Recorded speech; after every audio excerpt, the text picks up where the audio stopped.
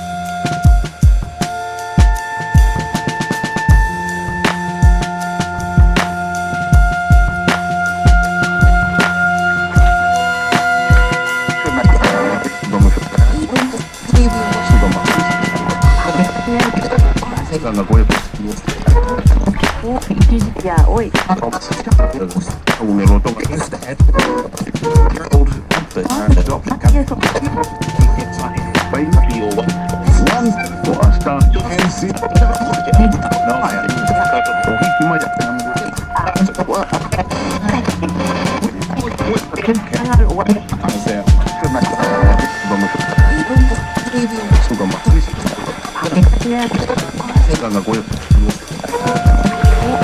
Ya, hoy. Un eloto. Ganga Goya. Ya, hoy.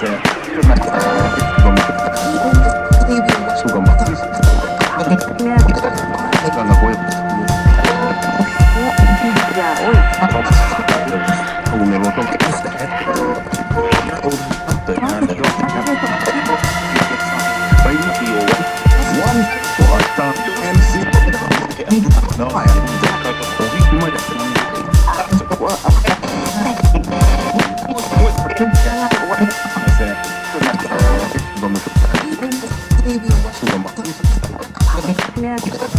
Ganga Goya. Ya, hoy. Un eloto.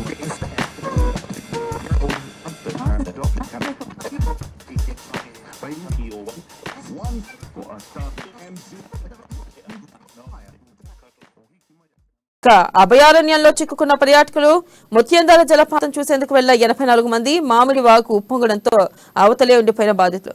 అయితే ప్రధానంగా ఎవరైతే ముత్యంధార జలపాతాన్ని చూడడానికి వెళ్లారో అక్కడ 84 మంది చిక్కుకున్నారు పర్యాటకులు. ఈ నేపథ్యంలో వారిని సురక్షితంగా కాపాడడం కూడా జరిగింది. నెక్స్ట్ మనం చూసుకున్నట్టయితే పీఎం కిసాన్ సేవా కేంద్రాలు దేశంలో 1.25 లక్షలు, తెలంగాణలో 4,000 ఎరువులు, విత్తనాలు సహా అన్ని సేవలు ఒకే చోట. కిషన్ రెడ్డి వెల్లడి. వ్యవసాయ రంగానికి సంబంధించిన అన్ని రకాల సేవలు ఒకే చోట లభ్యమయ్యేలా దేశవ్యాప్తంగా ప్రధాని కిసాన్ సేవా కేంద్రాలు అందుబాటులోకి రానున్నాయని భాజపా రాష్ట్ర అధ్యక్షుడు కేంద్ర మంత్రి జి కిషన్ రెడ్డి తెలిపారు. దేశంలోని ఎరువుల దుకాణాలన్నింటినీ కిసాన్ సేవా కేంద్రాలుగా మారుస్తున్నట్లు వెల్లడించారు. ప్రధానంగా చూసుకున్నట్టయితే కిసాన్ సేవా కేంద్రాలని ప్రధానంగా ప్రారంభించడం జరుగుతుంది. దేశంలో 1.25 లక్షల, తెలంగాణలో 4,000 కూడా ప్రారంభించడం జరుగుతుంది. ఈ మేరకు కిషన్ రెడ్డి నిన్న వ్యాఖ్య చేశారు. అయితే నెక్స్ట్ పేపర్ చూసుకుందాం. Next paper Andhrajyothy. ప్రధానంగా ఆంధ్రజ్యోతిలో కాళేశ్వరంపై కాకి లెక్క 80,000 కోట్ల బాకీ ఎప్పుడో తీరిపోయిందన్న ముఖ్యమంత్రి. రాష్ట్ర ఆర్థిక అభివృద్ధిని దృష్టిలో ఉంచుకొని సీఎం వ్యాఖ్య. కానీ అందులో కాళేశ్వరం ప్రాజెక్టు వాటా నామ మాత్రమే. గత యాసంగిలో కేవలం 74,200 ఎకరాలే సాగునీరు, మొత్తంగా 1.25 లక్షల ఎకరాల కొత్త ఆయకట్టు సృష్టి. 4 ఏళ్ల వడ్డీ, విద్యుత్ బిల్లులే దాదాపు 17,000 కోట్లు. ఎత్తిపోసుడు కిందికి వదులుడుగా మారిన కాళేశ్వరం. ప్రధానంగా మనం చూసుకున్నట్టయితే కాళేశ్వరం అప్పు తీరిపోయిందంటూ మంత్రి కేసీఆర్ వ్యాఖ్యానించారు. కానీ అది ఏ మేరకు తీరిందో అనేది కూడా ఒక ప్రశ్నార్థకంగా మారింది.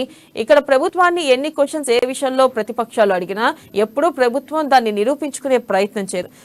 అది కేవలం ఏ విషయాల్లో అంటే కరెంటు విషయంలో కానీ, లాగ్ బుక్ల విషయంలో కానీ, అలాగే చూసుకున్నట్టయితే డబుల్ బెడ్రూమ్ విషయంలో కానీ, ఏ విషయంలో కూడా ఎక్కడా ప్రభుత్వం ఇది ప్రతిపక్షాలకి మేము చేశామంటూ ఎప్పుడూ చెప్పదు. ఈ నేపథ్యంలోనే ప్రతిపక్షాలు ఎందుకు ప్రభుత్వం ఏదైనా పని చేస్తే దాన్ని దాన్ని చూపించడానికి ఎందుకు భయపడుతుంది? అవినీతి జరిగిందనే కదా అని చెప్పి కూడా ప్రతిపక్షాలు నిలదీయడం జరిగింది. ఇంత నిలదీస్తున్నా అధికార పక్షం దాన్ని సమర్థించుకునే ప్రయత్నం చేస్తారు తప్ప ఎప్పుడు మేము ఇది చేస్తామని చెప్పి కరెంటు విషయంలో కానీ, లాగ్ బుక్లు కానీ, అలాగే డబుల్ బెడ్రూమ్ విషయంలో కానీ ఇంతమందికి ఇల్లు ఇచ్చామని కూడా ఏది నిరూపించడం జరగలేదు. మనం నెక్స్ట్ న్యూస్ చూసుకుందాం. నెక్స్ట్ న్యూస్ చూసుకున్నట్టయితే ప్రధానంగా అవిశ్వాసానికి ఓకే. ఇండియా కూటమి తరపున కాంగ్రెస్ ఎంపీ గౌరవ్ గొగోయ్ నోటీస్, తీర్మానాన్ని అనుమతించిన స్పీకర్ ఓం బిర్లా. అవిశ్వాసంపై 10 రోజుల్లో చర్చకు ఛాన్స్. బీఆర్ఎస్ అవిశ్వాసం తిరస్కరణ, ఇండియా అవిశ్వాసానికి గులాబీ మద్దతు. ఇక మోదీ సర్కార్ కు డోఖాలైనట్లే లోక్సభలో ఎన్డీఏ బలం 331, బీజేపీకి సొంతంగా 301 మంది సభ్యులు ఉన్నారు. అయితే అవిశ్వాసాన్ని ఓడించేందుకు 272 చాలు. విపక్షాలకు ఉన్న బలం కేవలం 142 మాత్రమే. తటస్థంగా బీజేడీ, బీఎస్పీ, టీడీపీ, మజ్లిస్. అవిశ్వాసంపై 2019లోనే మోదీ జోస్యం. ప్రస్తుతం ఆ వీడియో క్లిప్ కూడా వైరల్ అవుతుంది. అయితే 2019లోనే అవిశ్వాసంపై మోదీ ఒక వ్యాఖ్య చేశారు. అతి త్వరలో అవిశ్వాసం రాబోతుంది. ప్రతిపక్షాలన్నీ కలిసి కుటుంబ పాలన ఎవరైతే చేస్తున్నారో ఆ పార్టీలన్నీ కలిసి అవిశ్వాసం ప్రవేశపెడతాయంటూ కూడా ఆయన వ్యాఖ్యానించడం జరిగింది. ఇప్పుడు ఆ వీడియో వైరల్ గా మారుతుంది. మనం చూస్తున్నట్టయితే ప్రధానంగా అవిశ్వాసానికి సరే అంటూ కూడా ఇక్కడ స్పీకర్ చెప్పడం జరిగింది. ఇంకో 10 రోజుల్లో అవిశ్వాసంపై చర్చ సాగుతుంది అంటూ కూడా వ్యాఖ్యానించారు. అయితే దీని మీద కిషన్ రెడ్డి నేను మాట్లాడడం జరిగింది. ఏదైతే అవిశ్వాసం తర్వాత బీఆర్ఎస్, బీజేపీ, అలాగే బీఆర్ఎస్, కాంగ్రెస్, ఎంఐఎం 3 ఒకటే. ఈ 3 పార్టీలు ఒకటే. ఇంతకు ముందు కలిసే వర్క్ చేస్తే, ఇప్పుడు కలిసే చేస్తే, ఫ్యూచర్ లో కూడా కలిసే పని చేస్తాయి. కానీ ఎప్పుడూ బీజేపీ అట్లా కలవదు అంటూ కూడా వ్యాఖ్యానించడం జరిగింది. మరో పక్కన చూసుకున్నట్టయితే తెలుగు రాష్ట్రాల నుంచి ఎవరు మద్దతు తెలుపుతారా అనుకుంటే ఇటు వైసీపీ ఎన్డీఏ కూటమికి మద్దతు తెలిపింది, అటు బీఆర్ఎస్ ప్రధానంగా ఇండియా కూటమికి మద్దతు తెలిపింది. అయితే మనం ఫస్ట్ నుంచి అనుకున్నాం అసలు ఈ 2 పార్టీలు మాట్లాడతాయా లేదా అని చెప్పి, కానీ 2 పార్టీలు అవిశ్వాసంపై స్పందించడం జరిగింది. ఇక నెక్స్ట్ న్యూస్ చూసుకున్నట్టయితే కీలక నేతలకు గాలం. ఉమ్మడి నల్గొండ జిల్లాలో కాంగ్రెస్ నుంచి బీఆర్ఎస్ లోకి 2 అసెంబ్లీ స్థానాలకు బాధ్యుడు. మరో సీనియర్ నేత కోసం కేసీఆర్ ప్రయత్నం. మెదక్ జిల్లాలోనూ అదే పాచిక. రాష్ట్రంలో కాంగ్రెస్ ను బలహీనపరిచే యత్నం. అసంతృప్త నేతలకు ఆహ్వానం. కాంగ్రెస్ బలంగా ఉన్న చోటే దెబ్బతీసే వ్యూహం. ప్రధానంగా చూసుకున్నట్టయితే ఏదైతే 3 నుంచి 4 నెలల ఎన్నికల నేపథ్యంలో పార్టీలన్నీ ఆపరేషన్ ఆకర్షణ దిశగా ముందుకెళ్తున్నాయి. ప్రతి పార్టీ ఇతర పార్టీలో కీలక నేతల్ని ఆకర్షించే దిశగా ముందుకు అడుగులేస్తుంది. అయితే ఇటు బీఆర్ఎస్ కూడా అదే పనిచేసింది. అయితే కాంగ్రెస్ లో ఎవరైతే అసంతృప్తులు ఉన్నారో కీలక నేతల్ని తన పార్టీలోకి బీఆర్ఎస్ లోకి చేర్చుకోవాలని ప్రధానంగా కేసీఆర్ వ్యూహరచన చేస్తున్నారు. ఈ నేపథ్యంలోనే ఆ కీలక నేతలతో చర్చించడం, అలాగే కాంగ్రెస్ కు భారీ షాక్ తగిలే విధంగా ఎవరైతే నేతలు ఉన్నారో అసంతృప్త నేతల్ని వాళ్ళ పార్టీలోకి చేర్చుకోవడం, పదవులు ఇస్తామని చెప్పడం కూడా జరుగుతుంది. ఇక నెక్స్ట్ మనం చూసుకున్నట్టయితే నెక్స్ట్ న్యూస్, రాష్ట్రంలో మహిళలకు భద్రత. 3 ఏళ్లలో 34,495 మంది మహిళలు, 8,066 మంది బాలికలు మాయం. దేశవ్యాప్తంగా 2.21 లక్షల బాలికలు, 10.61 లక్షల మంది మహిళలు. 2019, 2020, 21 సంవత్సరాల గణాంకాలివి. రాజ్యసభలో కేంద్ర మంత్రి అజయ్ కుమార్ మిశ్రా వెల్లడి. ఇక పౌరుల సంరక్షణ బాధ్యత రాష్ట్ర ప్రభుత్వాలదేనని స్పష్టం చేసిన మంత్రి. ప్రధానంగా చూసుకున్నట్టయితే తెలంగాణలో 34,495 మంది మహిళలు మిస్ అయ్యారు. ఇటు ఏపీలో చూస్తున్నట్టయితే 22,278 మంది మిస్ అయ్యారు. అసలుకి ఇంతమంది మహిళలు కేవలం 2-3 ఏళ్లలో ఇంతమంది భారీగా 2019 నుంచి 2001 వరకు గణాంకాలివి. ఈ నేపథ్యంలో ఇంత భారీగా మిస్సింగ్ల నేపథ్యంలో వాళ్ళు ఎక్కడున్నారు ఏంటి అనేది కూడా ఇంకా పూర్తి వివరాలు తెలియలేదు. అసలు ఇంతమంది మిస్ అవుతున్నారంటే రాష్ట్ర ప్రభుత్వాలు ఏం చేస్తున్నాయి, ఏ మేరకు మహిళలకి కానీ బాలికలకి కానీ రక్షణ కల్పిస్తున్నాయి అనేది ప్రశ్నార్థకంగా మారింది. ఇక నెక్స్ట్ పేపర్ చూసుకుందాం. నెక్స్ట్ పేపర్ వెలుగు. ప్రధానంగా వెలుగులో మోదీ సర్కార్పై అవిశ్వాసం, లోక్సభలో తీర్మానం ప్రవేశపెట్టిన ఇండియా కూటమి, ఆమోదం తెలిపిన స్పీకర్ ఓం బిర్లా, చర్చకు తేదీని నిర్ణయిస్తామని ప్రకటన, బీఆర్ఎస్ నుంచి అవిశ్వాసానికి నోటీసులు, కాపీపై ఎంపీ ఓవైసీ సంతకం, వ్యతిరేకించిన వైసీపీ, ఎన్డీఏకు ఫుల్ మెజార్టీ, వీగిపోనున్న తీర్మానం. మణిపూర్ అంశంపై చర్చించేందుకు తీర్మానం ప్రవేశపెట్టామన్న ప్రతిపక్షాలు. ప్రధానంగా చూస్తున్నాం మనం. అయితే గత కొన్ని రోజులుగా ఏదైతే మణిపూర్ అల్లర్లపై ప్రధాని మాట్లాడాలంటూ కూడా ప్రతిపక్షాలు డిమాండ్ చేస్తాయి. ఈ నేపథ్యంలో ప్రధాని కాకుండా ఇక్కడ హోంమంత్రి మాట్లాడతారంటూ కూడా, అమిత్ షా మాట్లాడతారంటూ కూడా వ్యాఖ్యానించారు. కానీ మేము అమిత్ షా కాదు ప్రధానియే మాట్లాడాలంటూ ప్రతిపక్షాలు ఇండియా కూటమి ప్రధానంగా డిమాండ్ చేశాయి. ఈ నేపథ్యంలో వాళ్ళు ఈ మేరకు ఆల్రెడీ అవిశ్వాస తీర్మానం వీగిపోతుందని తెలిసినా ఖచ్చితంగా ఏదైతే అవిశ్వాస తీర్మానం పెట్టినప్పుడు ప్రధాని మాట్లాడాలి. ఆ నేపథ్యంలోనే వాళ్ళు ఈ మేరకు నిర్ణయం తీసుకున్నారు. అవిశ్వాస తీర్మానం పెట్టారు. ఇక ఆ అవిశ్వాస తీర్మానానికి ఏదైతే స్పీకర్ కూడా ఓకే చెప్పడం జరిగింది. ఇంకో 10 రోజుల్లో అవిశ్వాస తీర్మానంపై మాట్లాడదాం అంటూ కూడా వ్యాఖ్యానించారు. అయితే ఒక తేదీని ప్రకటిస్తాం, దానిపై మాట్లాడతామని. అయితే ఏదైతే మణిపూర్ అల్లర్ల గురించి మాట్లాడించే దిశగా కూటమి ఈ మేరకు సక్సెస్ అయిందని చెప్పుకోవచ్చు. నెక్స్ట్ మనం చూసుకున్నట్టయితే బీఆర్ఎస్ స్టూడెంట్ల స్కాలర్షిప్లకు కేసీఆర్ పేరు. బీసీ పోస్ట్ మెట్రిక్ హాస్టల్లో సన్నబియ్యంతో భోజనం పెడతాం, ఉలెం బ్యాంక్లెట్స్, బెడ్షీట్లు, అలాగే కార్పెట్స్, నోట్బుక్లు కూడా ఇస్తాం. అయితే అతి త్వరలోనే బీసీ స్టూడెంట్లకు స్కాలర్షిప్ ను ప్రవేశపెట్టనున్నారు. దాని పేరు కేసీఆర్ కి, అంటే కేసీఆర్ పేరు వచ్చేలా స్కాలర్షిప్ కి పేరు పెట్టనున్నట్టుగా తెలుస్తుంది. అతి త్వరలోనే వాళ్ళకి బెడ్షీట్లే కానీ, బ్లాంకెట్సే కానీ, అలాగే పుస్తకాలే కానీ వాళ్ళకి ఏమేం కావాలో అన్నింటినీ కేటాయిస్తామని, ఇందుకోసం దాదాపు 150 కోట్లు కేటాయించినట్లుగా కూడా మంత్రి గంగుల కమలాకర్ ప్రకటించారు. ఇక కాంగ్రెస్, బీఆర్ఎస్, ఎంఐఎం ఈ మూడు ఒకటే. అవిశ్వాస తీర్మానంతోనే తేలిపోయింది. కిషన్ రెడ్డి ఆ పార్టీలు గతంలో కలిసి పనిచేస్తే భవిష్యత్తులోనూ కలిసి పనిచేస్తాయి, వాటిపై మా పోరాటం ఆగదు అంటూ కూడా ప్రధానంగా కిషన్ రెడ్డి వ్యాఖ్యానించడం జరిగింది. అయితే మనం చూస్తున్నాం కిషన్ రెడ్డి నిన్న ఏదైతే అవిశ్వాస తీర్మానం తర్వాత ప్రధానంగా మాట్లాడడం జరిగింది. ఆయన ఏమంటున్నారంటే కాంగ్రెస్, బీఆర్ఎస్, ఎంఐఎం మూడు ఒకటే. మేము వాళ్ళతో ఎప్పటికీ కలిసి పనిచేయం. వాళ్ళు ఇంతకు ముందు కలిసి పనిచేస్తారు, ఇప్పుడు కలిసే పనిచేస్తారు, ఫ్యూచర్ లో కూడా కలిసే పనిచేస్తారంటూ కూడా వ్యాఖ్యానించడం జరిగింది. అయితే దీనిపై పూర్తి విశ్లేషణని మనకు అందించడానికి మనతో పాటు సిద్ధంగా ఉన్నారు రాజకీయ విశ్లేషకులు కృష్ణమూర్తి. ఆయనతో మాట్లాడదాం. కృష్ణమూర్తి, చెప్పండి, నిన్న పార్లమెంట్ లో కాంగ్రెస్ ఒక రకంగా సక్సెస్ అయిందని చెప్పాలి. ఏదైతే ఇండియా కూటమి ఉందో, ప్రధానంగా ఇండియా కూటమి తన అవిశ్వాస తీర్మానం ప్రవేశపెట్టడంలో సక్సెస్ అయింది. అంటే ఇక్కడ మనం కొద్ది రోజులుగా మణిపూర్ అల్లర్ల విషయంలో మోదీతో మాట్లాడించాలనే ప్రయత్నం చేశారు. ఈ మేరకు వాళ్ళ అవిశ్వాసం అనేది వీగిపోతుందని తెలిసినా కూడా అవిశ్వాస తీర్మానం పెట్టారు. ఎందుకంటే మోదీ మాట్లాడతారనే ఒక ఉద్దేశంతో. అయితే ఈ మేరకు వాళ్ళు సక్సెస్ అయ్యారనే చెప్పచ్చా? అవిశ్వాస తీర్మానం అనేది సభ్యులకు హక్కు ఉంది. సభ్యులు అంటే సభలో సంఖ్యను బట్టి, అంటే 50 మంది సభ్యులు అవిశ్వాస తీర్మానం సంతకం పెడితే ఇవ్వచ్చు. దానికి సంబంధించి స్పీకరు నిబంధన మేరకు నోటీస్ ఉంటే ఖచ్చితంగా అనుమతిస్తారు. దాంట్లో సక్సెస్ అయిందని ఏం లేదు. కాకపోతే మోడీ ఏదైతే మణిపూర్ ఘటన విషయంలో కొంత మౌనంగా ఉంటా ఉన్నారో దాన్ని కొంత ఛేదించేందుకు, ఆయన మౌనాన్ని భంగం చేసేందుకు ఇది ఉపయోగపడుతుందని చెప్పచ్చు. అంతకన్నా ప్రభుత్వం మీద ప్రభావం పడలేదు. కేంద్ర ప్రభుత్వం పడిపోయి మళ్ళీ ఏదో జరగబోతుంది అనే ఆలోచనతో ఏం లేదు. ఎందుకంటే ఎన్డీఏకు పూర్తి స్థాయిలో మెజార్టీ ఉంది. విపక్షాలు కేవలం నామమాత్రంగానే ఉన్నాయి. అన్ని కలిపి 26 పార్టీలు కలిపి దాదాపుగా 140-145 మంది ఉన్నట్టున్నారు. వాళ్ళ సంఖ్య కూడా అంటే అంత ప్రభావితం చేసే సంఖ్యగా లేదు. కాకపోతే ఈ సందర్భంగా విపక్షాలకు ఒక అస్త్రం దొరికింది. 9 సంవత్సరాల నరేంద్ర మోడీ పాలన మీద మరోసారి పార్లమెంటు వేదికగా విమర్శలు చేసే అవకాశం అయితే లభించిందని చెప్పచ్చు. ఈ సందర్భంలో అధికార పక్షం కూడా ఘాటుగానే స్పందించే సన్నద్ధమవుతా ఉన్నట్టుంది. ప్రతిఫలం అంటే ఇండియా కూటమిని ఇండియా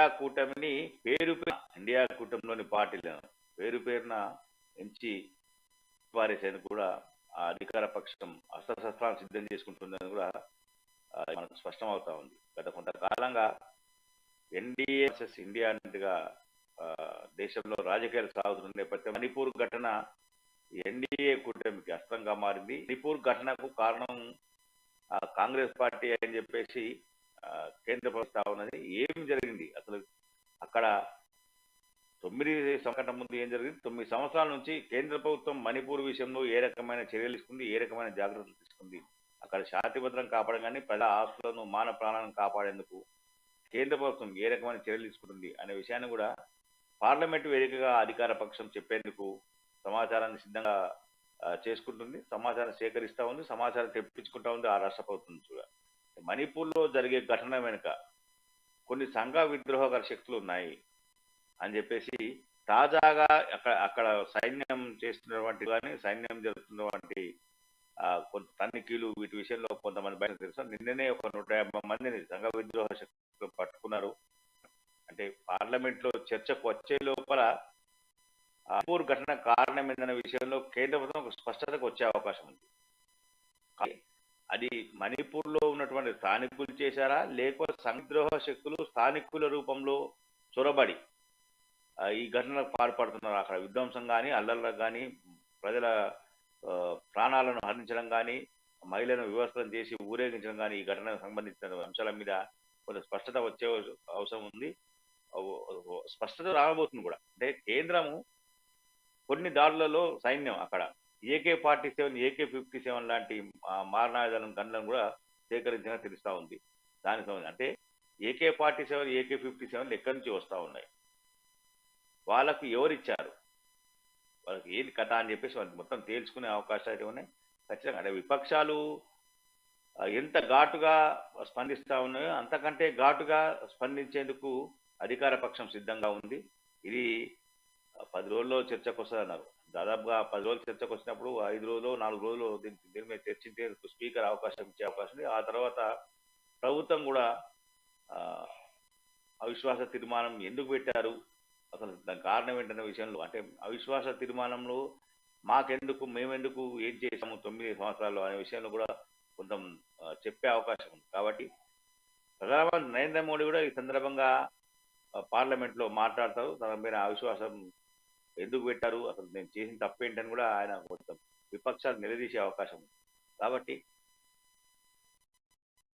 మనం అనుకున్నట్టు నిన్న అసలు నుంచి సపోర్ట్ వస్తుందా లేదా, మద్దతు తెలుపుతారా లేదా అనుకున్నాం. చూస్తే వైసీపీ ఏమో ఎన్డీఏకి సపోర్ట్ తెలిపింది, అటు చూస్తే ఏమో బీఆర్ఎస్ ప్రధానంగా ఇండియా కూటమికి మద్దతు తెలిపింది. ఈ నేపథ్యంలో ఇక్కడ కిషన్ రెడ్డి కూడా తీవ్ర వ్యాఖ్యలు చేశారు.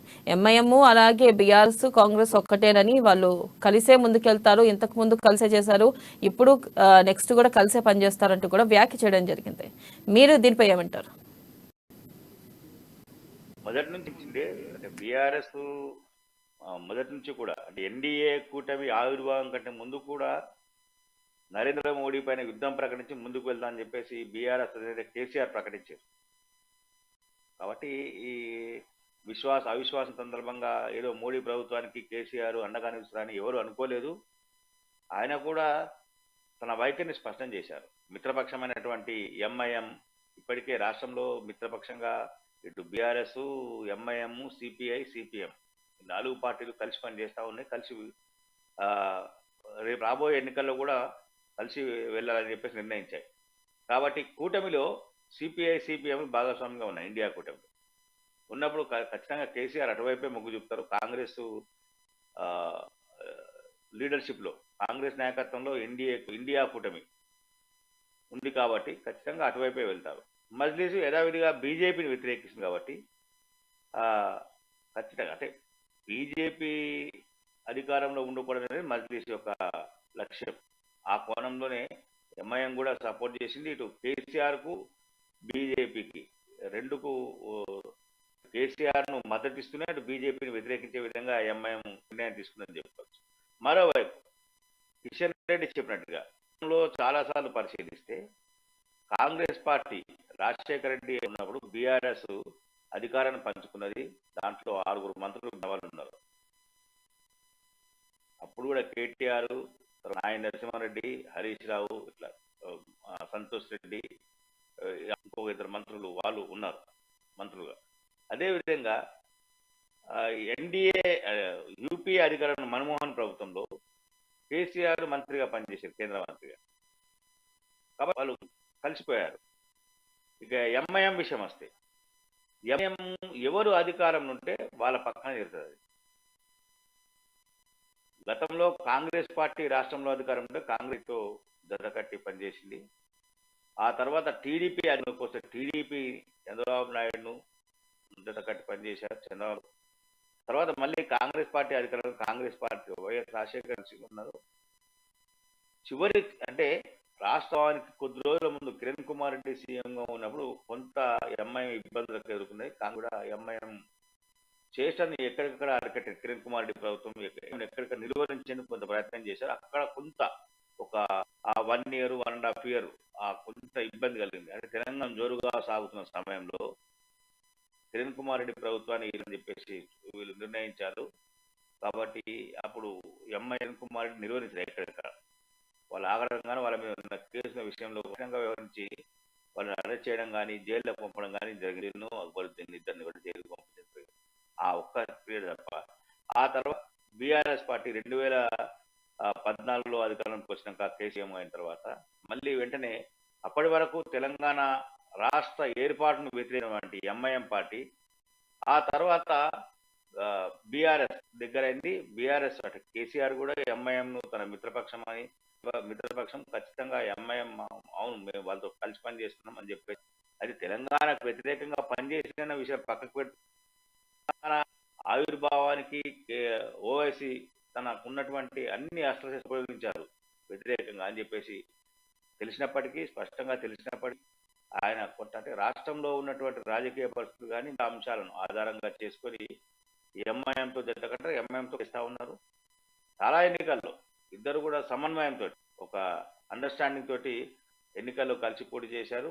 బీజేపీని కట్టడి చేసే విషయంలో ఇటు బీఆర్ఎస్ ఎంఐఎంలు కొంత రాష్ట్రంలో మాత్రం కొంత సక్సెస్ అయ్యారు. బీఆర్ఎస్ బీజేపీ ఎరగకుండా చేసేందుకు కొంత వాళ్ళు సక్సెస్ అయ్యారు. ఇప్పుడు కూడా అవిశ్వాస తీర్మానం విషయంలో ఖచ్చితంగా కేసీఆర్కు ఆయన సపోర్ట్ చేస్తాను అంటే ఇక్కడ కిషన్ రెడ్డి చెప్పింది ఏంటంటే ఇటు కాంగ్రెస్ పార్టీ ఎంఐఎం బీఆర్ఎస్ ఒకటే అనేది మరోసారి నిరూపితమని చెప్పారు. ఈ అవిశ్వాస తీర్మానం సందర్భంలో వాళ్ళు సంతకాలు పెట్టడము, ఇండియా కూటమికి మద్దతుగా వీళ్ళు నిలవడము, అవిశ్వాసం పైన వీళ్ళు కూడా నోటీస్ ఇవ్వడము అనేది చూస్తుంటే అవును కరెక్టే. రాబోయే ఎన్నికల్లో కూడా ఎట్లాగో ఎంఐఎం కమ్యూనిస్టులు బీఆర్ఎస్ ఇక్కడ పనిచేస్తుంది.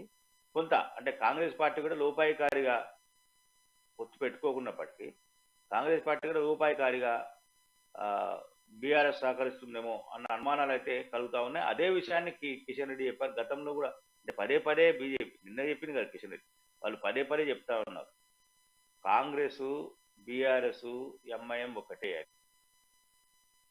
నిన్న చూసుకున్నట్టయితే ఏదైతే హైకోర్టు సంచలన తీర్పు ఇచ్చింది వనం విషయంలో ఎమ్మెల్యేగా ఆయన పదవిని రద్దు చేస్తూ జలగంకి ఇవ్వాలంటూ కూడా ప్రధానంగా వ్యాఖ్య చేసింది. జలగం 2018 నుంచి ఆయన ఎమ్మెల్యేగా కొనసాగుతారు అంటూ కూడా వ్యాఖ్యానించడం జరిగింది. ఈ మేరకు నిన్న వనమ అత్యవసర పిటిషన్ వేశారు. అయితే అఫిడవిట్ తప్పులు అంటే ఏదైతే కొన్ని విషయాలని ప్రస్తావించలేదు, నాకు గడువు ఇవ్వండి, నెల రోజుల సమయం ఇస్తే నేను పూర్తి వివరాలతో సమర్పిస్తాను, నెల రోజుల టైం ఇవ్వండి, సుప్రీంకోర్టుకి నేను వెళ్తాను అని చెప్పి కూడా వ్యాఖ్యానించడం జరిగింది. దీనిపై ఇంకా 3 నుంచి 4 నెలల అసెంబ్లీ ఎన్నికల నేపథ్యంలో ఇలా జరిగితే చాలా తీవ్ర నష్టం జరుగుతుంది. అందుకే దయచేసి ఇంకా 3 నుంచి 4 నెలల సమయం మాత్రమే నేను ప్రజలకు సేవ చేసుకోవడానికి కూడా వ్యాఖ్యలించారు. ఇటు చూస్తే జలగం కూడా తీవ్ర వ్యాఖ్యలు చేశారు. నాకు ఇన్నాళ్ళు ఎమ్మెల్యే పదవి లేదు, అట్లీస్ట్ ఈ 3-4 నెలలైనా నేను ప్రజలకు సేవ చేసుకుంటాను అంటూ కూడా ఆయన వ్యాఖ్యానించడం జరిగింది. ఈ మేరకు హైకోర్టు కూడా అంటే రేపు సుప్రీంకోర్టులో ఆయనకు ఊరట కలిగే అవకాశం ఉందా? సుప్రీంకోర్టులో ఇస్తే పూర్తిగా స్టే ఇచ్చే అవకాశాలు అయితే ఉంటాయి. అంటే సుప్రీంకోర్టు అయినప్పుడు ఖచ్చితంగా ప్రతివాదులకు నోటీసు జారీ చేసే అవకాశం ఉంటుంది. అంటే ఇటు జలగం వెంకట్రావు కానీ అసెంబ్లీ కార్యదర్శులకు కానీ లేదు అంటే అసెంబ్లీ కార్యదర్శి ప్రమేయం ఉండదు అనుకుంటే ఎలక్షన్ కమిషన్ కన్నా సుప్రీంకోర్టు నోటీసులు జారీ చేసి వాస్తవాలు ఏంటి అఫిడవిట్లు ఏంటి పెట్టండి అని చెప్పే అవకాశం ఉంది. కాబట్టి ఈ సందర్భంగా కొంత వాయిదాలు వేసేయడంతో సమయం గడువు తక్కువ ఉంది, కేవలం 4 నెలలే ఉంది ఈ టర్మ్ కావడానికి. 2018లో డిసెంబర్లో మళ్ళీ రేపు డిసెంబర్ వరకు జరగాల్సిన అవసరం ఉంది. అక్టోబర్ నవంబర్లో నోటిఫికేషన్ రావడంలో ఆ తర్వాత ఎవరు ఎమ్మెల్యే ఉన్నా అక్కడ అన్ని కమిషన్ పరిధిలోకి అధికారులు కానీ రాష్ట్రం అంతా వెళ్ళిపోయి కాబట్టి ఎవరు చేసినా కానీ ఇక ప్రజలకు ప్రభుత్వ పరంగా కానీ పంచాల విషయం కానీ మిగతాది ఉండదు. కాబట్టి ఈ 2-3 నెలలు చివరి నెలల్లో మరొకరికి అంటే అనర్హత పెట్టి ఇంకొకరికి ఎమ్మెల్యేగా ఇవ్వడం అనేది కొంత ఇవ్వడం ఏ రాజకీయ నాయకుడికైనప్పటికీ.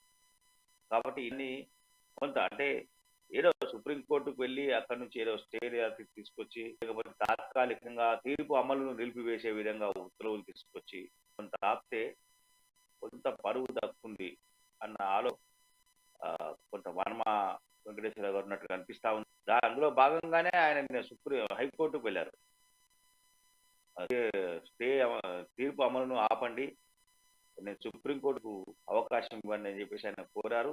ఆల్ ఆఫ్ సడన్ గా మోషన్ పిటిషన్ కూడా నిన్న దాఖలు చేయడం జరిగింది. దీని విషయం హైకోర్టు పరిశీలించే అవకాశం ఉన్నాయి. ఈ రోజు రేపు హైకోర్టు మోషన్ పిటిషన్ విచారణకు అర్హతనా కాదా అనే విషయం తేలి. అయితే ఇప్పుడు ఇక్కడ వచ్చినప్పుడు జగం వెంకట్రావు అంటే ఇబ్బంది ఏంటంటే హైకోర్టులో లంచ్ మోషన్ పిటిషన్ వేసిన వ్యక్తులు ఆయనను స్పీకరు పిలిచి ప్రమాణ స్వీకారం చేయించే అవకాశాలు చాలా తక్కువగా ఉంటాయి. ఎందుకంటే మళ్ళీ ఆయన కోర్టుకు వెళ్ళారు కాబట్టి కోర్టు అంటే విషయం కోర్టు పరిధిలో ఉన్నందున ఇప్పటికిప్పుడు నిర్ణయం తీసుకోవడం సరైనది కాదేమో అని, అంటే స్పీకర్ కానీ అసెంబ్లీ కార్యదర్శి కానీ లీగల్ ఒపీనియన్ తీసుకుంటుందని చెప్పేసి తెలుస్తా ఉన్నారు. తీర్పు అమలు నువ్వు చేయాలా, ఇటువైపు వెంకటేశ్వరరావు కోర్టుకు వెళ్ళిన నేపథ్యంలో మనము జగన్.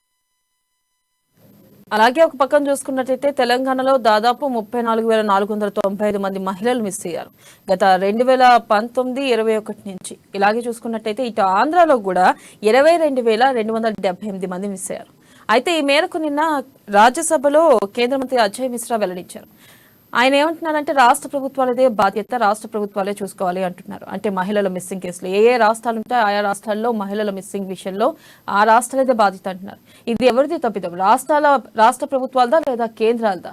అంటే మహిళలకి భద్రత ఉండట్లేదు. ఎక్కడైనా చిన్నారులు మిస్ అవుతున్నారు, మహిళలు మిస్ అవుతున్నారు. ఈ రేంజ్లో జస్ట్ 2019 నుంచి 21 ఒక 2 ఏళ్ల వ్యవధి కాలంలోనే ఇన్ని వేల మంది మిస్ అయితే ఇప్పుడు ఈ 2024 నాటికి ఎంతమంది మిస్ అయి ఉంటారు? ఇంకా పూర్తి వివరాలు కూడా తెలియదు. ఎవరిది తప్పు ఇక్కడ, రాష్ట్ర ప్రభుత్వం లేకపోతే కేంద్ర ప్రభుత్వం ఎవరిది తప్పు అంటారు? ఒక మహిళల భద్రతనే కాదు, శాంతి భద్రత పరిరక్షణ పూర్తిగా బాధ్యత రాష్ట్ర ప్రభుత్వాలది. లా అండ్ ఆర్డర్ పరిరక్షణ అనేది రాష్ట్ర ప్రభుత్వం పరిధిలోకి వస్తుంది. కేవలం ఐపీఎస్ అధికారులను మాత్రం అక్కడ శిక్షణ ఇచ్చిన తర్వాత కేంద్ర ప్రభుత్వం ఆయా రాష్ట్రాలకు కేటాయిస్తూ ఉంది. ఐపీఎస్ అధికారులను ఏ రకంగా వినియోగించగాలి, వాళ్ళు ఏం చేయాలనే విషయంలో రాష్ట్ర ప్రభుత్వం పరిధిలో అంశమే రాష్ట్ర ప్రభుత్వం చూసుకోవాల్సిన అవసరం పూర్తి స్థాయిలో. అంటే ఇక్కడ మనం గమనించాల్సిన విషయం, రాష్ట్ర పోలీసు యంత్రాంగం తాను చేయాల్సిన పనులను మర్చిపోయింది. తాను చేయాల్సిన విధులను పక్కకు పెట్టింది. కేవలం పాలకుల అడుగులకు మడుగులొత్తే విధంగా తయారైంది. కాబట్టి ఈ పరిస్థితి మీరు మనం పరిశీలించండి. ప్రతిపక్ష పార్టీ ధర్నా చేస్తా అంటే అనుమతించరు, కానీ అధికార పార్టీ ధర్నా చేస్తా అంటే బారికేడ్లు పెట్టి పర్మిషన్ ఇస్తారు, నేను బందోబస్తు చేస్తాను. ఆ సమయంలో ఏం జరిగినా సరే, ఏమైనా సరే కానీ పక్కకు పడాల్సిందే. మేము దేశానికి ఆదర్శం, ప్రపంచానికి రోల్ మోడల్గా ఉన్నామని చెప్పినటువంటి పాలకులు 34,000 మంది మహిళలు, చిన్నారులు 8,000 మంది చిన్నారులు 2 సంవత్సరాలు మాయమయ్యారంటే వీళ్ళ పాలన, వీళ్ళ శాంతి భద్రత పరిరక్షణ, వీళ్ళ పరిపాలన ఏ రకంగా ఉందన్న విషయము ఇక్కడ తేటతెల్లం అవుతా ఉంది. అత్యంత అధ్వానమైన స్థితిలో ఉన్నారు. పోలీస్ స్టేషన్లకు మహిళలకు వెళ్తే వాళ్ళకు ఆదరించి వాళ్ళకి ఏం కావాలి, కనీసం వాళ్ళకు ఓదార్పు మాటలు చెప్పేందుకు కూడా అక్కడ సిబ్బంది సిద్ధంగా లేరు. ఒక ఎమ్మెల్యే తనను వేధించాడు, తనను మానసికంగా వేధించాడు, లైంగిక వేధింపులకు గురి చేస్తుందని చెప్పి ఢిల్లీ స్థాయిలో పోయి అల్లరి చేసి వచ్చింది ఆ అమ్మాయి. ఇంతవరకు ఆ ఎమ్మెల్యే మీద చర్య తీసుకోరు. మళ్ళీ పాలకులు చెప్తా ఉంటారు ఆ ఎమ్మెల్యే